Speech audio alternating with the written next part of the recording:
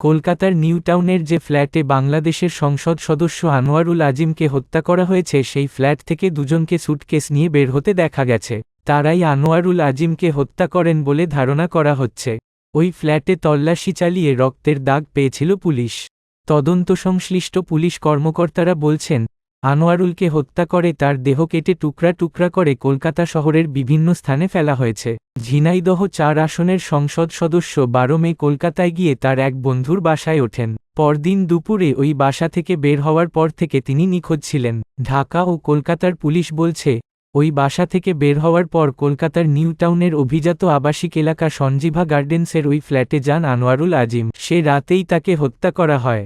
ফ্ল্যাটটির বাইরে থেকে ধরা পড়া সিসিটিভি ফুটেজ ২ ব্যক্তিকে সেখান থেকে বেরিয়ে আসতে দেখা যায়। তাদের একজনের হাতে বড় একটি সুটকেস দেখা যায়, আর অন্যজনের হাতে রয়েছে কয়েকটি প্লাস্টিক ব্যাগ। আনোয়ারুল আজিমকে হত্যায় জিহাদ হাওলাদার নামের এক অবৈধ বাংলাদেশিকে গ্রেপ্তার করেছে পুলিশ। জিজ্ঞাসাবাদে জিহাদ এই হত্যাকাণ্ডের পরিকল্পনা ও বাস্তবায়ন সম্পর্কে বিস্তারিত জানিয়েছেন। জিহাদ হাওলাদার বলেছেন, তিনি পেশায় কসাই। আনোয়ারুল আজিমের দেহ খণ্ডবিখণ্ড করতে আক্তারুজ্জামান নামের এক ব্যক্তি তাকে ভাড়া করেছিলেন। আরেকটি সিসিটিভি ফুটেজ দেখা গেছে, আনোয়ারুল আজিম এক নারীসহ ওই ফ্ল্যাটে প্রবেশ করছেন। ওই নারীর নাম শিলাস্তি রহমান।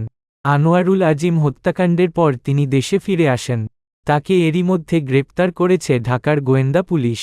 কলকাতা পুলিশের ধারণা, ঘাতকদের কোনো একজনের পরিচিত শিলাস্তিকে ব্যবহার করে সংসদ সদস্য আনোয়ারুলকে ফাঁদে ফেলা হতে পারে। Mizanur Rahman, prime vision 24।